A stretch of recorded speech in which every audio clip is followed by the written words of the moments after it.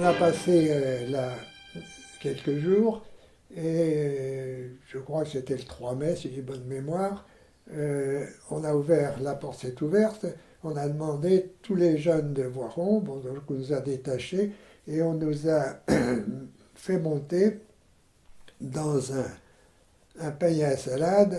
Les paniers à salade, c'est les cars de CRS actuels, pour ceux qui ne savent pas ce que c'est qu'un panier à salade. Évidemment, bien gardé, avec les miliciens, les mitraillettes sur les genoux à côté de nous, et on nous embarque sans aucune explication. On roule une demi-heure, et au bout d'une demi-heure, on arrive vers un fort, le fort de la Duchère.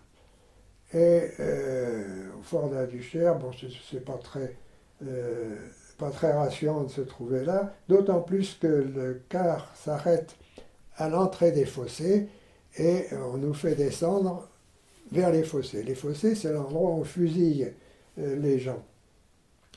Et au fur et à mesure qu'on descend, on découvre effectivement 4 poteaux avec 4 panneaux de bois derrière. Les panneaux de bois, c'est pour éviter que les balles ricochent sur ceux qui tirent. En dessus des 4 panneaux, il y avait 4 bandeaux avec 4 pierres pour éviter que le vent les emporte. Et puis, à proximité, des faisceaux de fusils par 12, prêts à l'emploi, et derrière, les hommes, les militaires qui attendaient pour fusiller.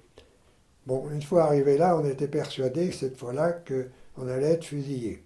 Et puis, quand on est arrivé juste devant les poteaux, on nous a fait reculer un petit peu, et on a vu à ce moment-là arriver 4 de nos camarades qui avaient été arrêtés précédemment et qui avaient participé justement, tout au moins 2 avaient participé à l'exécution du chef de la milice. On a eu beaucoup de mal à les reconnaître tellement ils avaient été abîmés, matraqués pendant leurs interrogatoires. Et lorsqu'ils sont arrivés vers nous, le 4e a été détaché, est venu vers moi, c'était un de mes meilleurs amis. Lui n'avait pas participé à l'attentat, mais bon, je ne sais pas pour quelle raison, il avait été plus inquiété que les autres. Enfin, en arrivant, il m'a dit « Je viens d'être gracié ». Voilà, c'est la raison pour laquelle il était vers nous. À ce moment-là, les hommes, les trois personnes qui restaient, nos 3 camarades qui restaient, ont été attachés au poteau. Ils avaient demandé à être fusillés de face. L'officier a refusé en leur disant « Vous êtes des traîtres », et les traîtres, on les fusille de dos.